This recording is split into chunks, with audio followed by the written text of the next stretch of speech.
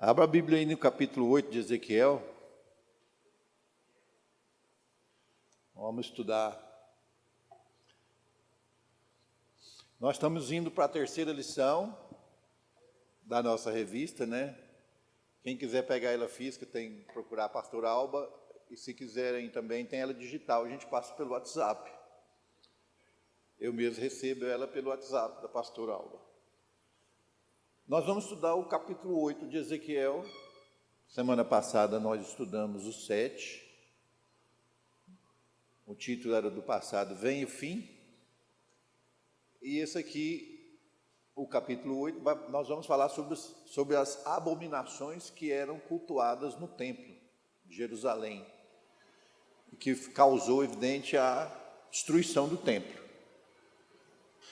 E nós vamos tentar, com o capítulo 8, que são as visões, né, de Ezequiel, do que os anciãos, do que os mestres, né, os líderes da igreja estavam fazendo de errado dentro da igreja. E aí nós vamos também extrair alguns ensinamentos. O objetivo é esse, do ponto de vista, trazer para a nossa realidade o que nós podemos aprender. Nesse caso aqui, nós vamos perceber, é aprender como não fazer, porque eles fizeram muita lambança, e deu no que deu, né, que foi a destruição. Mas vamos começar. Essa parte introdutória, ela fala o que é o texto áureo, né, o versículo que mais chama a atenção da ministração do dia, qual a verdade que nós queremos, a revista chama de verdade prática, os objetivos da lição, a palavra-chave da lição, e é um resumo aí do que nós vamos dizer. Então vamos lá, o texto áureo, como eu disse, é no capítulo 8 de Ezequiel, e ele escolheu o versículo 6. Disse-me o filho do homem, vês tu o que eles estão fazendo? Eles aqui, as lideranças da igreja, as pessoas que cultuavam o Deus pagão dentro da igreja. Vê o que eles estão fazendo? As grandes abominações que a casa de Israel faz aqui. Ou seja, eles não estavam idolatrando fora do templo. Era aqui, dentro do templo. Para que eu me afaste, eu, Deus, mas ainda você verá maiores. Vai piorar. A verdade prática. O lugar mais sagrado da Terra Santa, que era o templo de Jerusalém, construído por Salomão, se tornou o centro das abominações. Olha só, o centro. E isso serve como prenúncio da apostasia, apostatar da fé, negar a fé, generalizada dos fins dos tempos. E lá nos objetivos da lição, o nosso objetivo hoje é estudar a visão que Ezequiel teve, que está escrita de forma muito, muito clara no capítulo 8, todo ele fala dessa visão.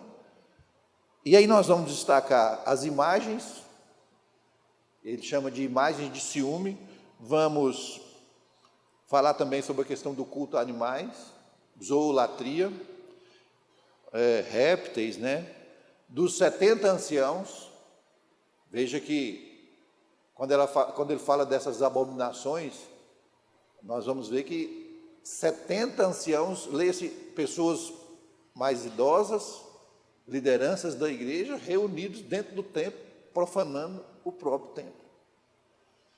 E vamos falar também sobre o ritual de Tamuz, que é um deus pagão, e a questão de adorar o sol. Então, na verdade, ele fala em 4, mas são cinco pontos.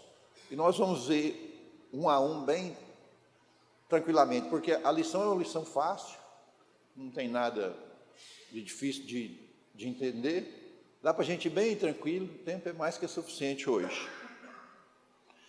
E aí nós vamos falar sobre essa visão, sobre as 5 abominações que Ezequiel traz, como que isso aconteceu, quando, como, e nós vamos, como eu disse, ao final, tentar extrair algo prático para nós, a nossa vida.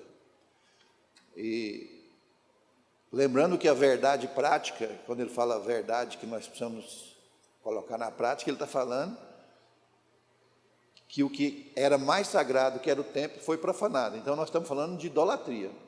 E a palavra-chave é idolatria. Então, vamos lá. Antes de entrar no primeiro tópico, eu gostaria de passar com vocês aqui algumas palavras, como nós temos tempo suficiente, algumas palavras que, na minha opinião, repercutem, se nós já entendermos bem, no nosso nível de assimilação da ministração de hoje. Então, vamos passar aqui idolatria. Idolatria já que é a nossa palavra-chave, vamos começar por ela. É a junção, união de ídolo mais adoração. Adorar ídolo. E ídolo aqui é de uma forma muito mais genérica do que só uma imagem que seja de metal, que seja de madeira. Esse ídolo aqui se refere a dinheiro, a internet, por exemplo, você se achar melhor do que o outro e você idolatrar você mesmo. Então, essa idolatria, nós temos que entendê-la de uma forma muito mais genérica do que propriamente uma imagem em si, uma imagem física que também existia. Eu gostaria de trazer, eu anotei 3 aqui. Quando a gente fala do sufixo atria, nós estamos, idolatria é um sufixo, ídolo, adoração, como eu disse. Nós podemos trazer aqui palavras que, ao contrário da idolatria, que é completamente equivocada, errada, nós podemos perceber que, por exemplo, existe psiquiatria, geriatria, pediatria, cuidar dos idosos, cuidar das crianças. Então, esse termo não é um termo, esse sufixo, latria, ele não é somente só do ponto de vista mal, depende do que eu interpreto. Você quer ver? Um dos sinônimos, alguns dos sinônimos para idolatria, ele fala que é paixão, amor, culto, adoração, veneração. Olha, eu posso ser um pediatra e praticar pediatria com amor e ser um excelente profissional e ajudar crianças com câncer. Olha só que coisa linda. Então depende. E aqui eu vou trazer uma palavra-chave chamada excesso. Olha, eu malho todo dia para me ficar saudável, mas agora o meu objetivo é ficar bombadão e me achar demais. Excesso. Esse excesso é que é o problema. A questão é, até a água muito mata. Água, sem água não vivemos, mas se você beber muito, você morre afogado.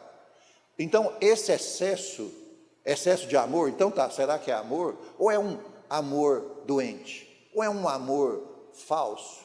Que, na verdade, o objetivo, se eu estou me auto-idolatrando, o meu objetivo ao fazer ginástica não é para ficar saudável, é para me aparecer, para achar que eu sou mais bonito que os outros, por exemplo. Então, essa questão da idolatria é esse excesso. Eu desvirtuo o amor, eu excedo, e a partir daí, tudo em excesso, não há harmonia, não há equilíbrio. E esse equilíbrio é importante, porque se eu estou, voltando à ginástica, se eu estou fazendo ginástica para o meu bem-estar, me sentir bem, para me ter uma velhice saudável, que são os objetivos saudáveis, mas eu posso ter outros. Eu já passo a idolatrar o meu corpo e me achar. Mas vamos lá. Outro termo que eu gostaria que nós observássemos, eu comentei semana passada aqui que Ezequiel era um profeta bem diferente.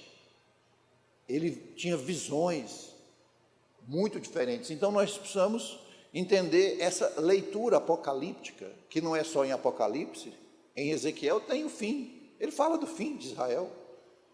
Aliás, ele profetizou antes que acontecesse a destruição do templo e o fim do reinado de Davi, que começou e foi o seu auge começou com Saul, veio Davi, o seu auge, depois declínio, destruição, apocalíptico, escatologia pura. Então, o livro de Ezequiel é uma leitura apocalíptica em alguns momentos. Caracteriza pela presença de quê? De símbolos, rodas girando. Assim, ele era muito visionário, ele tinha visões, mais ainda. Mas a ele, Ezequiel, era visões. Aqui nós vamos estudar outras palavras para depois a gente entrar no texto e vocês, na minha opinião, ao entender essas palavras, vão assimilar melhor. Sincretismo. O que é sincretismo? Que é um termo que a gente tem que saber para entender a lição. Sincretismo é junção, é fusão, é união. Isso é sincretismo. Então, quando eu uno duas religiões, eu estou agindo de forma sincrética. E esse sincretismo, trazendo para nós, que seria o sincretismo religioso, nada mais é do que eu, por exemplo, ao mesmo tempo, e no templo, adorar um Deus pagão e adorar o meu Deus. Isso é sincretismo. E isso eles faziam. Indo lá para a apostasia que eu falei há pouco. Sincretismo não é apostasia. Se a gente for estudar as palavras, a é um prefixo de negação, que eu estou negando a fé. Então, nega a fé, eu sou pagão? Não, eu sou ateu, eu nego a existência. A fé, eu sou apóstata, eu não acredito. Diferente de sincretismo, porque eu acredito. Só que o sincretismo, ao contrário de uma religião reta, que é a ortodoxia doutrinária, cristã no nosso caso, eu, além dela, eu adoro outro Deus. Pode ser um animal, pode ser o dinheiro, como eu disse. Então, esse sincretismo é uma palavra que lembra fusão, mistura de o religioso de duas religiões.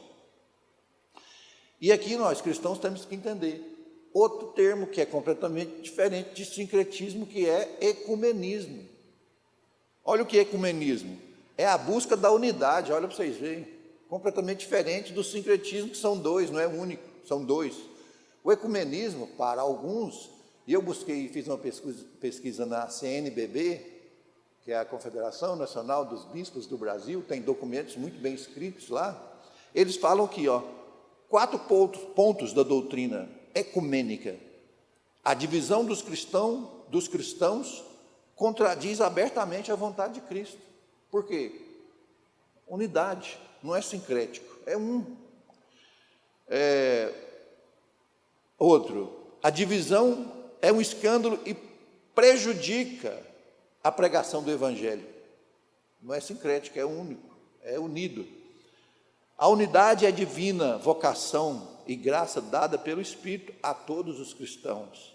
A unidade é um dom, uma responsabilidade. É preciso zelar pela unidade dos cristãos. Vocês querem ver um exemplo e trazendo para nós? Vocês concordam comigo que o processo eleitoral uniu muitos cristãos? Imaginem quantas igrejas, inclusive a nossa, às vésperas da eleição, estávamos todos em oração.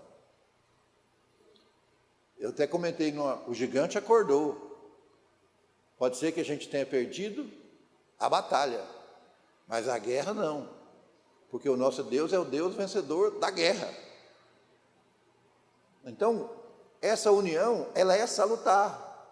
Tem gente que é contra, me permite opinar e dar minha opinião, eu acho que é interessante o respeito aos cristãos, porque tem muito mais coisas que nos unem, que é essa unidade em Cristo. Outro termo que nós vamos aprender aqui é zoolatria. Só se lembrar do zoológico, que é onde ficam os animais. A zoolatria é um culto, é uma adoração a animais, muito utilizado, ainda tem, mas na antiguidade era demais. Mitologia grega, mitologia de tribos, africanas, no Egito. O Egito era mega adepto à zoolatria. O hinduísmo significa do grego zoo, que é animal, mais um sufixo que vem depois da palavra zoo, que é latria, que é a mesma coisa de idolatria, é adoração. Só que aqui a adoração não a ídolos, especificamente idolatria, adoração a animais. Apostasia nós já vimos. Isso tudo tem na Bíblia, eu não estou falando aqui os versículos, quem quiser pegar depois, por exemplo, apostasia tem em Timóteo, tem Paulo, né, Tessalonicenses. E aqui eu gostaria de trazer alguns nomes que também nós vamos ver, que a gente vai passar aqui rapidamente por alguns versículos-chave, que são os nomes dos deuses. Era Deus para tudo quanto é coisa. Vamos falar só alguns aqui que são, inclusive, citados na revista.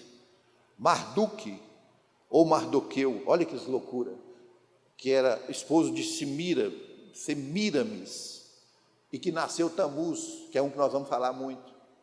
Tamuz é filho de 2 deuses. Para os gregos, Tamuz é Adonis, para os egípcios é Osíris, para os cananeus é Baal. Então existem deuses que eles dão um nome, morrem 6 meses, sabe? Tamuz era assim, ficava 6 meses morto, que era a época da seca, muito ligada à questão da fertilidade do solo, a fertilidade do homem. Então ele morria durante a seca e depois renovava as suas energias e, ressuscitava e ficava 6 meses, que era a época de chuva, de provisão, de fartura, de plantio, enfim, de colheita.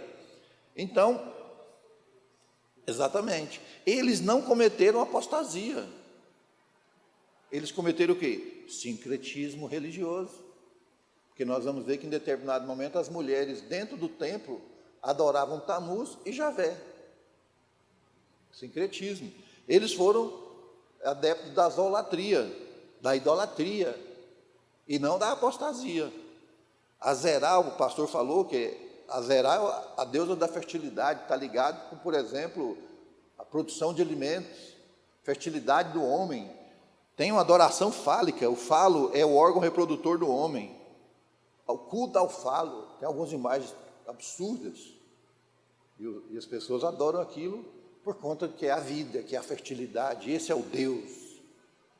São coisas que a gente não sequer consegue entender, né? Vistas essas palavras, agora vamos lá, mais propriamente, o capítulo 8. Lá vai falar sobre, como eu disse, idolatria, é a palavra-chave. Sempre houve idolatria ao longo da história do homem. Se a gente for estudar, inclusive, a própria Bíblia fala muito sobre isso. E qualquer outra questão histórica, a gente vai perceber o quanto a questão religiosa influencia nas civilizações.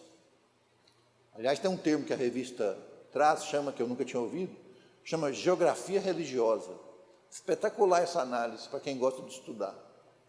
Porque ao estudar, por exemplo, o berço das religiões, nós vamos perceber que ela tem uma geografia. É impressionante. Lá em Israel surgiu o judaísmo, o cristianismo. A 1000 quilômetros dali surgiu Maomé, muçulmano. A mais 1000 para baixo, na Índia, sumiu hinduísmo. Então, existe um estudo geográfico muito interessante, que quando a gente vai avaliar isso, existem os berços das civilizações, que por consequência existem os berços das religiões. E quando a gente vai estudar isso, a gente percebe que sempre houve idolatria. Isso não é de hoje.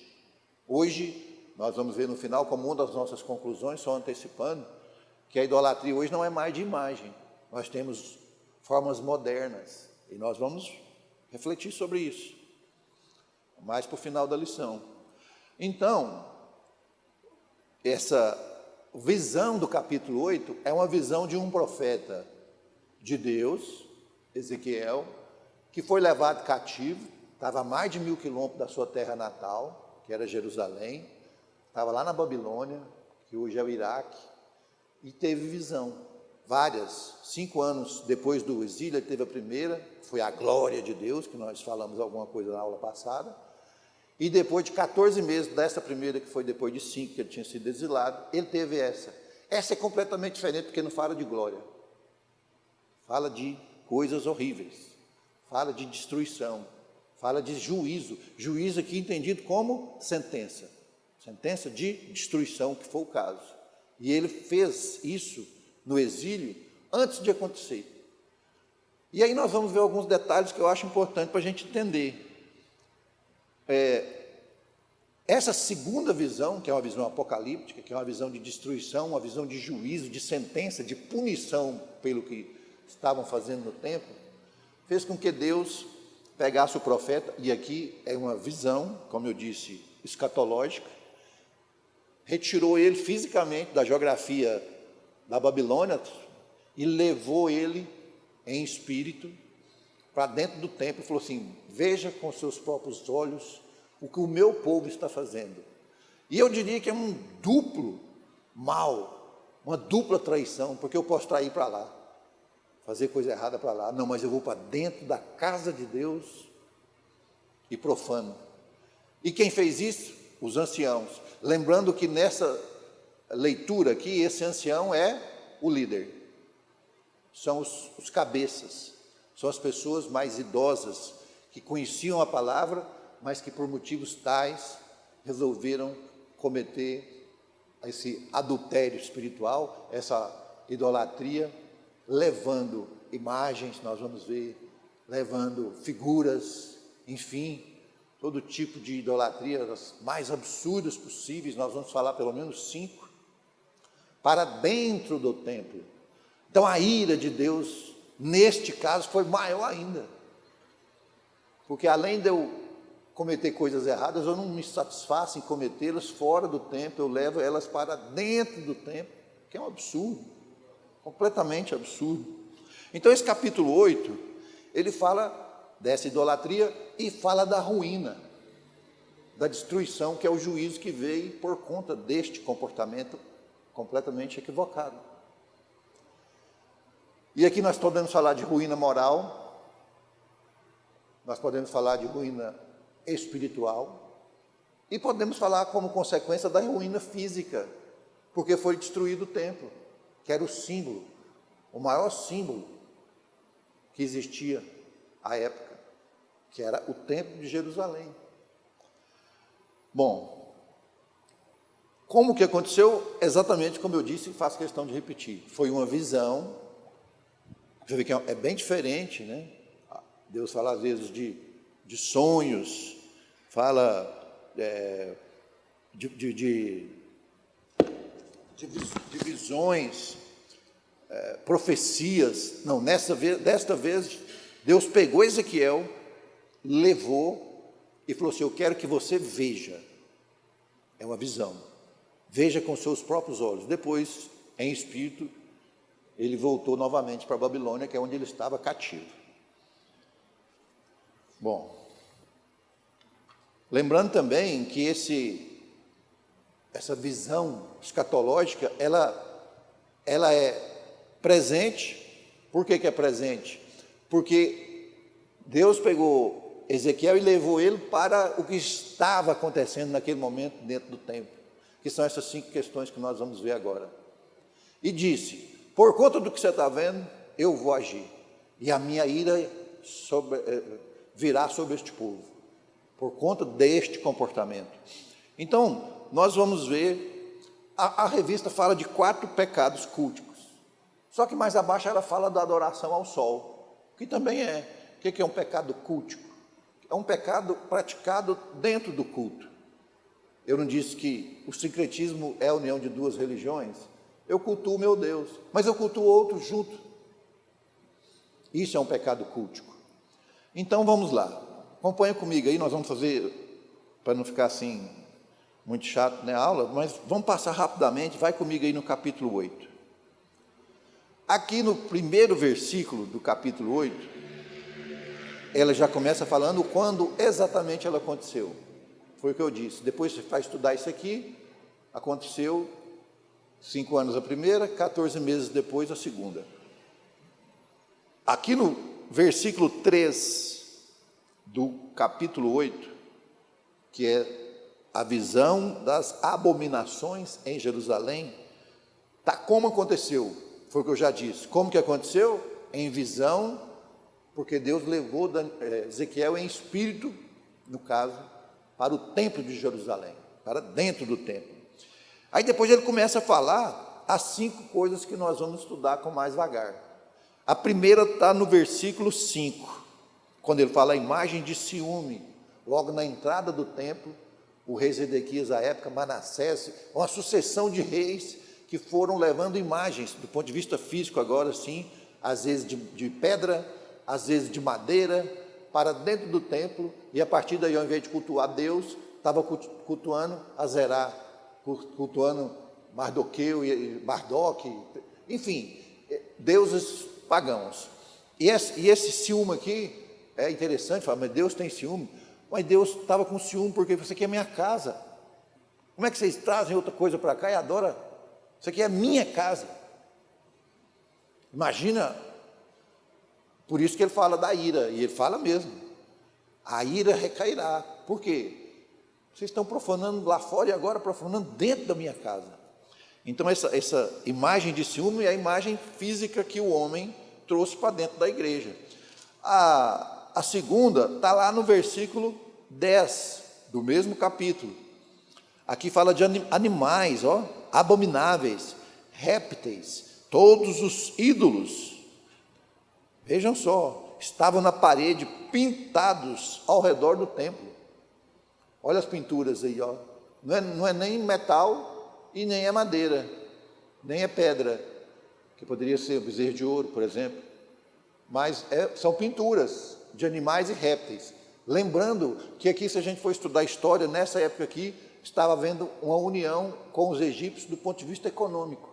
Sempre o tal do Mamon está no meio dessas. Por quê? Porque o rei Zedequias queria fazer uma relação econômica que gerasse, evidente, poder econômico para Israel. E aí, além da questão econômica, Egito, do ponto de vista zoolatria, que nós já sabemos o que é, do ponto de vista idolatria, era um polo disseminador de deuses falsos.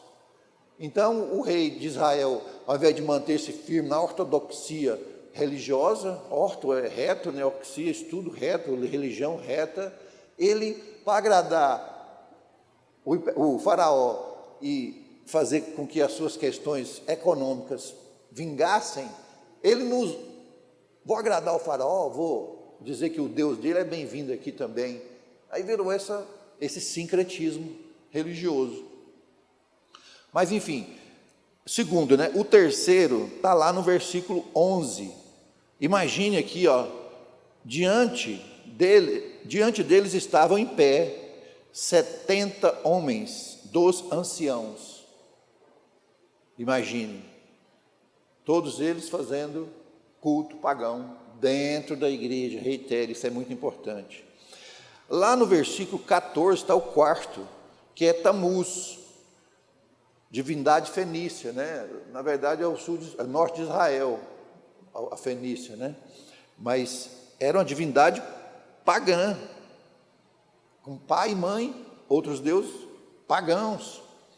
E ali, Tamuz estava sendo reverenciado por mulheres que choravam, a Bíblia está falando aqui. E depois, lá no versículo 16, vem a adoração ao sol, que também era cultuado no Egito. Então vejam que havia de tudo, né? Imagem, pinturas, sol, realmente assim, um sincretismo, porque mesmo diante de toda essa idolatria, o rei Javé, que era o único e verdadeiro Deus, também estava lá, apesar que nós percebemos que ele abandona e destrói, devido ao comportamento. Bom, e aqui, me permitam aqui, lá no versículo 17, nós falamos das 5 formas de abominações, nós vamos entrar em cada um ainda, mas aqui no versículo 17 está falando, na verdade o 17 e o 18, juízo, eu tratarei com fúria. Imagina, Deus dizendo a Ezequiel, falando, você está vendo o que você está vendo aí? Pois é, aqui nós podemos perceber total corrupção dos valores cristãos, que não tem jeito, como se Deus dissesse, vou destruir, porque não há mais meio da gente corrigir isso. É intolerável, é indesculpável fazerem isso dentro do templo. É um absurdo que eu não posso admitir. E, evidente, no ano 70 a.C., Deus usa os babilônicos para destruir Jerusalém. Foi o que aconteceu e profetizado antecipadamente por Daniel. Porque foram levas, né? Foram levando por etapas. O exílio não foi, vamos levar todo mundo, foi levando. Primeiro levou os mais inteligentes, os mais sábios, e depois foi levando. E nesse interim, Ezequiel, lá no exílio, profetizou vocês continuam fazendo e serão punidos. Deus está dizendo, mas não deram ouvidos. Aqui nós podemos tirar uma conclusão. Será que a gente está recebendo sinais de Deus hoje, em relação, por exemplo, ao nosso comportamento, dentro e fora da igreja? Será que nós estamos ouvindo ou estamos fazendo como aqueles anciãos que, ao contrário, levaram a profanação para dentro do templo, que é o cúmulo, né? Cúmulo da idolatria, né? Agora, nós já passamos por eles,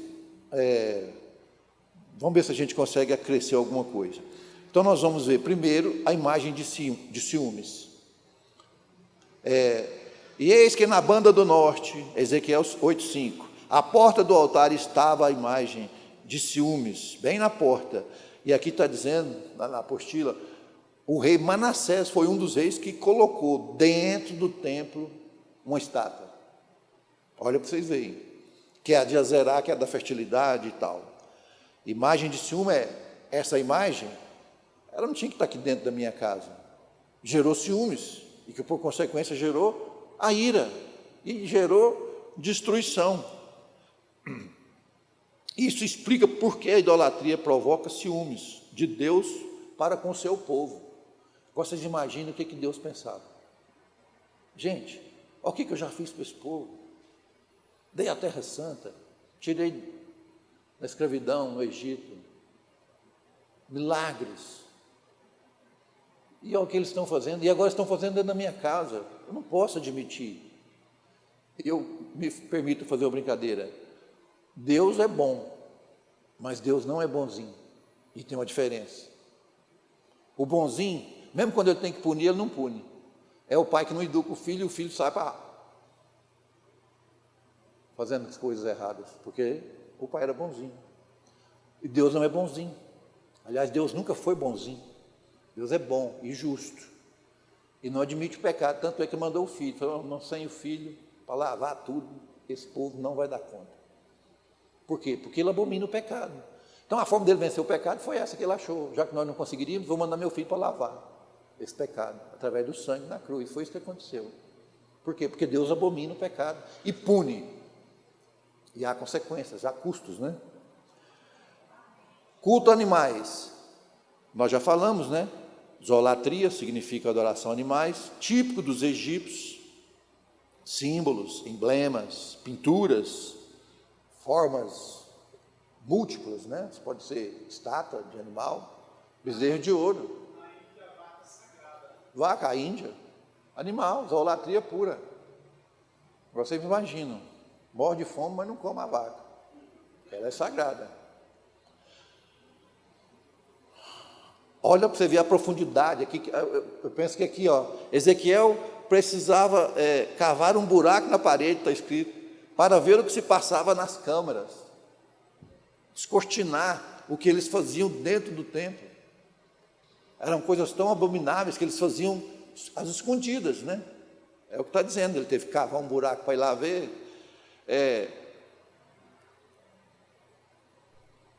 Ezequiel 8, 7, 8, está falando exatamente isso. A questão dos 70 anciãos, aqui nós vamos tirar uma conclusão importante, eu já vou antecipar de certa forma. Os 70 anciãos, ele cita alguns, né? Já Safã, pai de Jazanias, que estava lá no meio deles, né? Adorando as pinturas, cada um com seu incenso. Olha para vocês verem, um ritual meio que macabro, né? Uma coisa...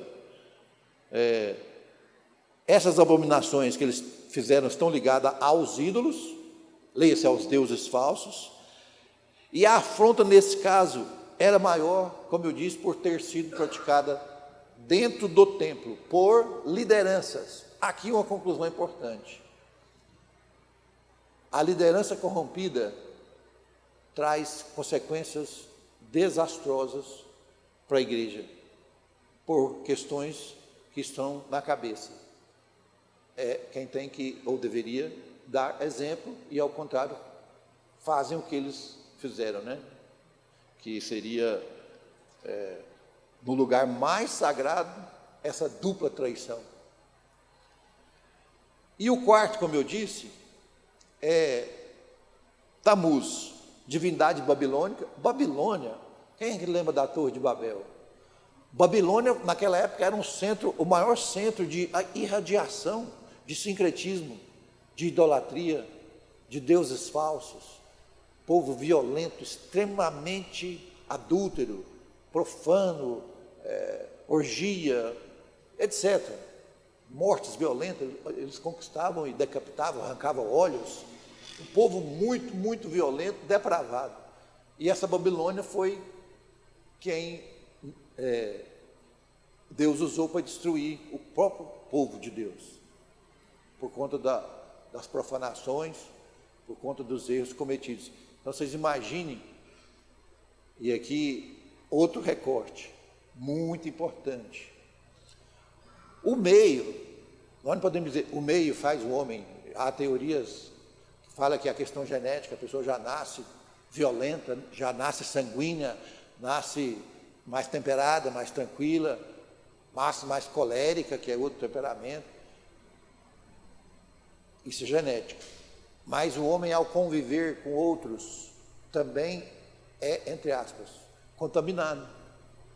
Ou ao contrário, ele é contaminado por coisas boas. Então vocês imaginem, o exílio pegou os notáveis, na primeira leva levou todo mundo. E aquelas pessoas começaram a conviver com os babilônios. Quem não vive a ortodoxia cristã, o que acontece? É contaminado. E foi o que aconteceu. É exatamente o que aconteceu. Vou contar uma historinha rápida para vocês. Eu tive um colega de curso, ele é do Rio Grande do Sul. Ele escreveu sobre um fenômeno chamado fenômeno da prisionalização. Parece que não tem nada a ver conosco, mas tem. É um exemplo que eu vou dar para vocês entenderem o que é essa questão do meio. Ele diz o seguinte, ele fez um doutorado, escreveu um livro, eu já li esse livro, fala assim: os presos, fenômeno prisional, né, fenômeno da prisionalização, estão lá para serem reintegrados à sociedade. Quem já viu isso? Reinseridos. Por quê? Porque eu vou reensinar ele a trabalhar, a estudar, enfim, a não roubar, a não isso, a defender os meus valores enquanto agente do Estado, o carcereiro. Só que esse carcereiro chega lá para levar as suas verdades, mas ele também absorve as verdades dos presos, por conta da convivência, que foi o que aconteceu com aquelas pessoas que foram levadas cativas e foram influenciadas pelas verdades, inclusive religiosas, dos babilônicos, dos caldeus. Ok. O que acontece com esse agente prisional, que é um representante do Estado, que vai levar lá as verdades que nós aqui, né, de fora, entendemos como sendo as verdades certas? Ele absorve as verdades, entre aspas, não certas, e leva para dentro da casa dele. Do tipo, violência com a esposa, com os filhos. Eu vi declarações de senhoras: doutor, dá um jeito no meu marido, porque ele pensa que a minha casa é uma cadeia. Ele chega lá, se a gente não fizer igual ele quer, ele mete o cacete na gente, igual faz com os presos. Porque ele foi o que aprendeu. Você já ouviu falar a frase, perdeu? Um bandido chega para roubar e fala assim, perdeu. A convivência, essa convivência nociva é, você perde, eu ganho. Aí a pessoa, evidente, fazendo isso com o lar dele, porque ele aprendeu com a convivência, como foram aqui os anciãos. O que acontece? Depressão, insônia, uso de álcool e outras drogas, violência, suicídio. Por quê? Porque conviveu. E eu chamaria isso, me permitam, de inimigo invisível. Nós temos inimigos nas nossas vidas que são invisíveis.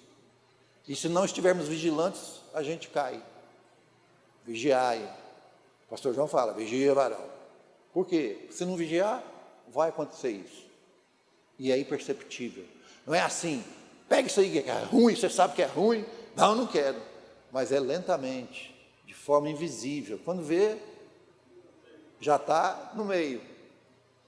Muito importante isso. Então, esse Tamuz, era filho de Deus, um Deus pagão, ligado à fertilidade, ligado às chuvas, ligado ao órgão sexual masculino que diz respeito à vida, produtividade. E lá nesse templo, naquela época, fala que as mulheres estavam num sincretismo religioso, porque adoravam Javé e adoravam Tamuz ao mesmo tempo. Choravam para que Tamuz, depois dos 6 meses de morte, que era a seca, viesse a vida e trouxesse a chuva, porque sem a chuva não havia cultivo de comida, alimento, provisão. Bom, outro ponto, olha para vocês verem o que é a convivência. Os hebreus, depois do cativeiro, deram ao 4º mês do calendário religioso hebraico o nome Tamuz, que significa junho ou julho, a revista fala que é um dos 2 meses. Olha a influência. Como que eu trago isso para dentro da minha casa? Agora no meu calendário, ao invés de eu falar julho, eu vou falar um deus pagão. Costuma, já está normal, faz parte da nossa rotina. E o 5º, como eu disse que são 5, aqui ele não traz precisão. Lá ele fala 70 anciãos, adorando imagens, pinturas e etc. Aqui ele fala assim, mais ou menos, cerca de 25 homens, de costa para o templo e de frente para o oriente, que simboliza o sol, adorando o sol, o Deus Sol. Isso dentro do templo, sem ficar claro, que foi o que causou a maior ira de Deus, foi isso. Então, a nossa revista traz assim, apostasia, sistema, quando ele fala sistema é o todo, está tudo corrompido, aqui não tem mais jeito. Tanto é que não ficaram satisfeitos de fazer isso lá fora, trouxeram para dentro do templo e agora eu tenho que agir, e agiu mesmo, conforme a profecia dita antes, né? Profecia é isso, que é para depois, que Ezequiel havia dado como uma visão, que ele mesmo profetizou. Então, não havia outro remédio, por isso a destruição.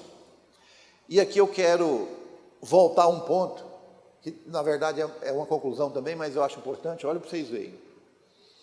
Lá fala assim, ó, a revista fala assim, os anciãos, no exílio, visitavam Ezequiel. Ele era um profeta, e era, apesar de muito jovem, nós vimos isso na aula passada, era um profeta respeitado. E esses anciãos iam na casa dele para... A revista fala assim, possivelmente, para estarem bem informados, para saber o que Ezequiel tinha de profecia, enfim. O objetivo não era se unir ao profeta na condição de ancião, de sacerdote, de líder, de presbítero, diácono, pastor, etc., para louvar a Deus. O objetivo era outro. Já haviam distorcido essa... mesmo indo com frequência na casa de Ezequiel, a ideia, segundo a revista, possivelmente, ela fala assim, não é essa. Mas, de qualquer forma, esses falsos profetas, esses falsos anciãos, ou seja, a liderança sem visão, traz consequências catastróficas para o povo. Catastróficas. E aqui nós vamos citar algum tipo de liderança e o quanto isso repercute pesadamente na nossa vida.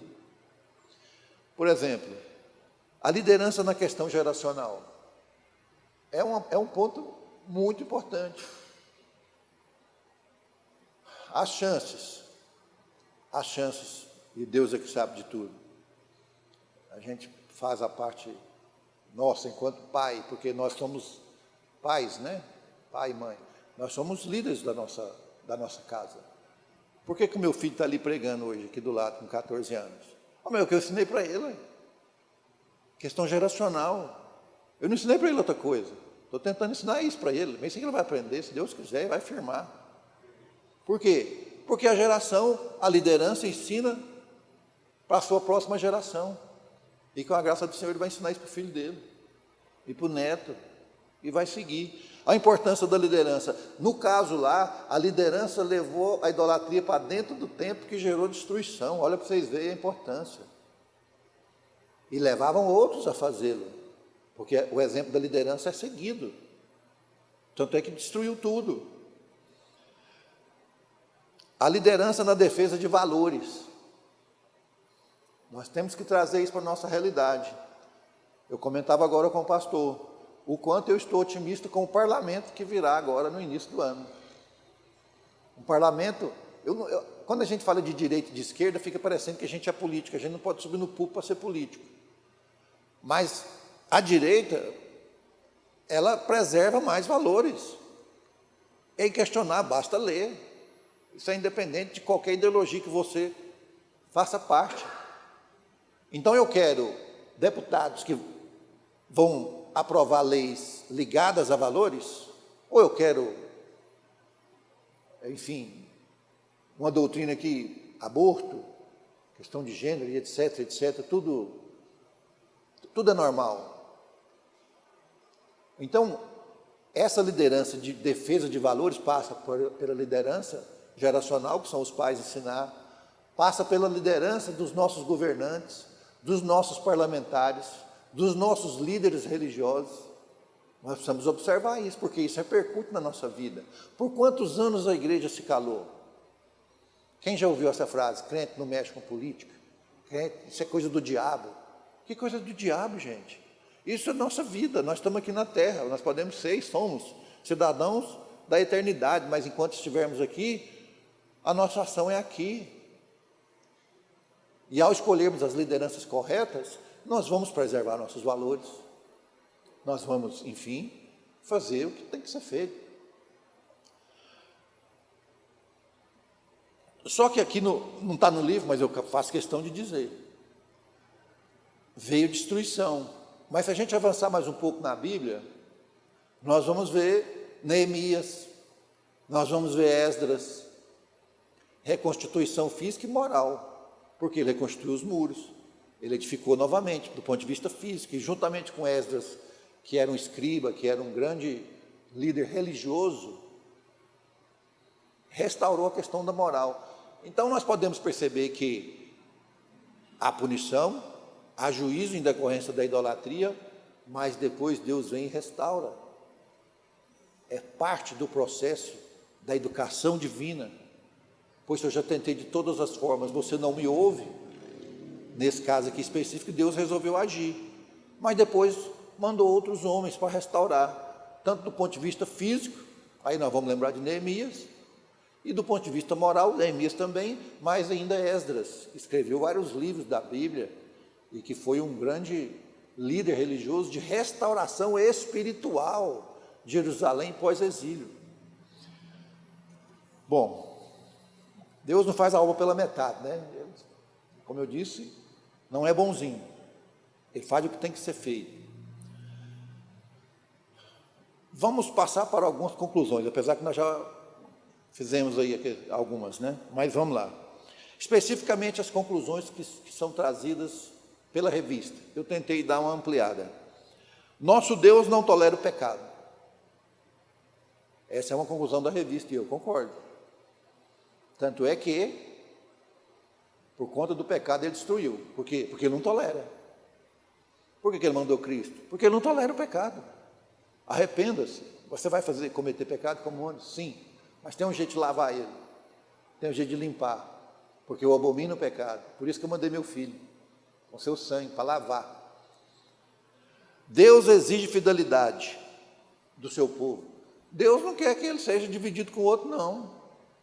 Deus não quer estar muito dentro do centro, dentro do culto, dentro do templo. Ele não quer dividir, a glória é dele. Ele não aceita.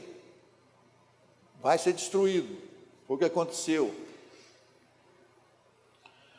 O que aconteceu em Israel, outra conclusão da revista. O que aconteceu em Israel, que é teimosia, idolatria, sincretismo, perseverar no erro, gerou o quê? Destruição. E o que aconteceu em Israel nos ensina sobre a responsabilidade, enquanto cristãos, da santidade, da adoração certa, do estilo de vida nos dias atuais. É cristão de fachada nominal ou você tenta realmente agir como tal? Qual o estilo de vida? Qual é o estilo de vida?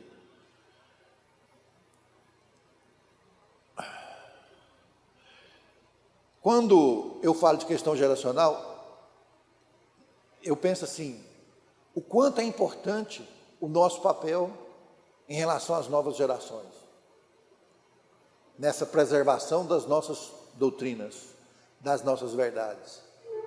Por isso que tem a administração para adolescentes, para jovens, para crianças, e tem que ter, porque nós precisamos alcançar eles. Nós temos que ser líderes que a gente faz com que façamos, né, essas doutrinas ortodoxas sejam preservadas ao longo do tempo, de geração em geração, até o nome nos filhos, nome, olha para vocês verem, o judeu dá muito valor nisso, nomes estranhos, não estou criticando, acho que cada um põe um nome no filho, do jeito que convém, que achar que der certo. Mas eu, quando fui colocar o nome dos meus filhos, eu coloquei Lucas, que é homem de luz, e Davi, que é homem segundo o coração de Deus, né? Que é o que eu profetizo na vida deles. É o que eu quero para eles. Eu sempre digo isso, eles vão ser muito melhores que eu, sob todos os aspectos, inclusive espiritual. Eu, com 14 anos, não ministrava, não. Está lá, porque está aprendendo. Nós precisamos perceber essa importância na vida dos nossos filhos, na vida de quem a gente lidera. Israel pagou caro porque tinha líderes, só aqui nós falamos de 70, numa reunião. Agora imaginem a repercussão dessa ação de idolatria nos demais membros do corpo de Cristo, aliás, não era de Cristo, mas da igreja. Pesada, pesada, pesada. Domingo, pastor Salomão, para quem estava aqui à noite, falou sobre imagem. Quem estava aqui? Vocês lembram? Aquilo foi uma mensagem profética. Alguns nem entenderam. Eu entendi e segurei. Falei, pô, eu quero. Quando esses líderes profanavam o templo, com essas imagens do ponto de vista físico, né? Levou imagem. Manassés levou a imagem para dentro da entrada, lá da entrada, no pórtico do templo. Qual é a imagem? Aproveitando essa imagem física, qual é a imagem que ele está profetizando para o futuro? Pois se Deus não aceita o pecado, pois se Deus abomina o pecado, se Deus é um Deus que exige fidelidade, então vai ter problema. Então a imagem que eu estou projetando para o futuro, agora não mais imagem física, mas imagem mental, é destruição, é punição. E o pastor Salomão falou assim, vocês lembram, quando Deus foi mostrar para Abraão como seria a sua descendência, ele mostrou uma imagem. Isso é muito importante. Levou ele para fora da tenda e falou assim, naquela escuridão, não tinha energia elétrica na época, olha para o céu, quantas estrelas aí? Mas como? Pois é, não tem jeito mesmo não. Isso será a sua descendência. Aí, na fé humana, que Abraão é o pai da fé, mas era homem, assim como nós. Mas como? Eu sou estéril, com 100 anos de idade, não tenho nenhum filho, o meu herdeiro vai ser o servo da minha casa. Não, não. A imagem que eu estou projetando para você não é essa. Você será pai de nações. O céu aí simboliza, cada estrela dessa é um filho que você terá na terra. E não vai dar para contar, porque vai ser grande. E o que é que nós, enquanto pais, enquanto líderes, seja de onde formos, que temos que ter? Imagens de prosperidade, saúde, felicidade, vitória. É isso que nós precisamos, mãe. E nós precisamos profetizar isso na vida dos nossos filhos. Precisamos profetizar isso para as pessoas que estão na igreja. Aqui é lugar de colher vitória. Aqui é lugar da gente absorver as verdades que são ditas. Eu sou filho, e como filho eu recebo. E como eu recebi, eu passo para o meu filho, que vai passar para o meu neto, e sucessivamente. Isso é imagem. Nós precisamos criar esta imagem na nossa vida. Estou começando uma nova fase da minha vida. Essa nova fase será melhor que a anterior. Eu vou ser mais próspero ainda que fui, porque Deus é comigo, eu sou herdeiro. Avançando em mais algumas conclusões, essa aqui é uma reflexão que eu reputo central. A nossa revista traz assim, ó, permita-me ler aqui. Na modernidade, olha a chamada. Tudo bem, ele fala da idolatria, do templo, na época de Ezequiel, da destruição, do juízo e tal. Mas aqui ele traz para nós. Ele fala assim, na modernidade hoje, Satanás traz uma idolatria com novas formas e estilos diferentes. Aí ele vem trazendo algumas. Dentre diversos tipos de idolatrias, destacamos aspiração excessiva por títulos. Eu quero isso, eu quero aquilo, eu vou ser isso. Isso é o quê? Idolatria de si mesmo.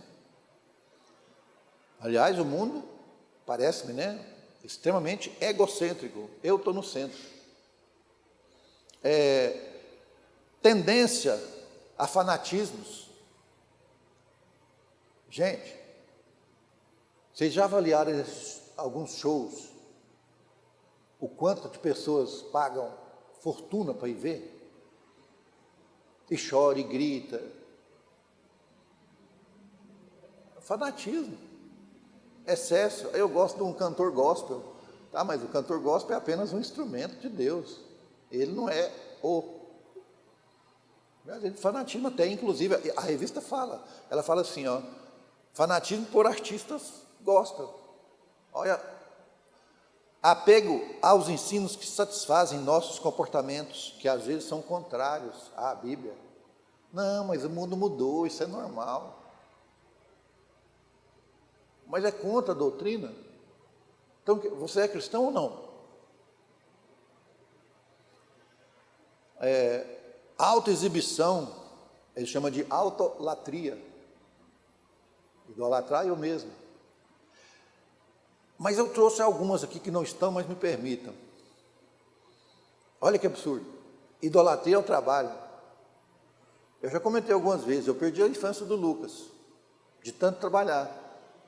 Trabalhar é bom, claro, precisamos, inclusive. É nobre. É a forma que nós temos de ganhar o pão, de darmos segurança para nossas famílias, para os nossos filhos. Mas se eu trabalho demais e deixo os meus deveres como pai em casa, idolatria. Se eu trabalho demais para me ter título, para me ser secretário, para me ser governador, para me ser sei lá o quê. E o meu objetivo é esse, não é ajudar as pessoas. Meu objetivo é ter título. Meu objetivo é trabalhar 18 horas por dia para me ter mais dinheiro. Mas você já tem o tanto que você precisa, às vezes até mais, que é o suficiente. Não, mas eu quero mais. Isso é ganância. É idolatria, é o mamon. Aí nós deixamos de fazer as outras coisas que não deveríamos. E somos omissos, por exemplo, na educação dos nossos filhos, no carinho, no cuidado com a esposa, e etc. Tudo em excesso pode ser idolatria. Tudo. Inclusive as coisas boas, como por exemplo, o trabalho. Outro, quem aqui que tem filho pequeno que luta contra a internet aí? Tela, notebook, celular, Instagram, TikTok não, como é que chama? TikTok, etc. O que nossos filhos estão vendo lá? E mesmo que eles estão vendo coisas boas, é bom ficar na frente da tela tanto tempo, atrapalha até a visão. Se estiver no escuro e olhar a tela clara, você prejudica os seus olhos. Porque se você ficar muitas horas no telefone, você está fazendo o quê? É óbvio que você está deixando de fazer alguma coisa que você deveria estar fazendo. Pode ser idolatria? Claro. Eu não consigo ficar sem esse telefone mais. Sei o que eu faço na minha vida sem isso. E os meninos ficam horas e horas sem não falar nada, não sei nem o que vira. Nem comer não come. Estou exagerando? Ou é só lá em casa que acontece isso?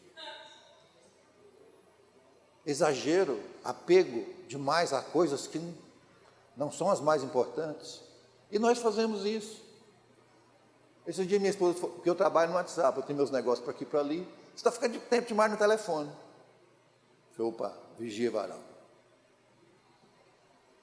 Tudo nós precisamos estar atentos. Aliás, é o que a revista falou lá atrás. A modernidade traz novas formas de idolatria. E a gente é pego pelo laço, disse, de forma silenciosa, imperceptivelmente. Você nem vê.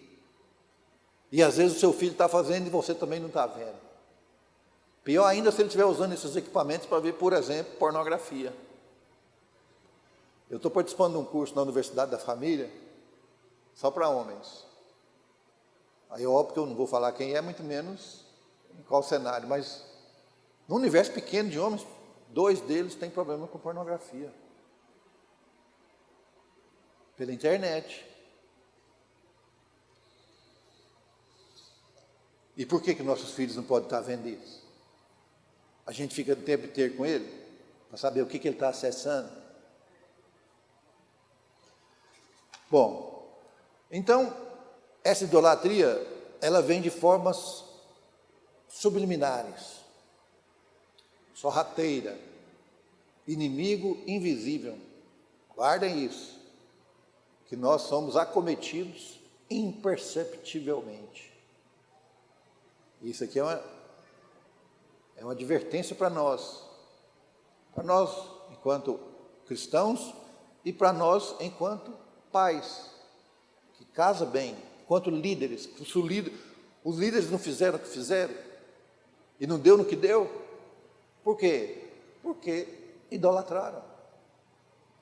Hoje, ninguém cometeria um absurdo de trazer uma imagem para cá. É impensável.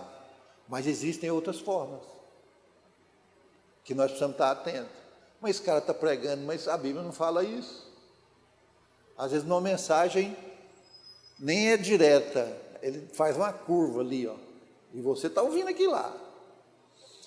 Mas é isso, eu acredito que a lição é importante à medida em que nos leva a refletir o que é idolatria, que é muito mais do que uma estátua, e que nós precisamos estar sempre atentos, porque isso, como eu disse, é um inimigo invisível. Ok, pastor?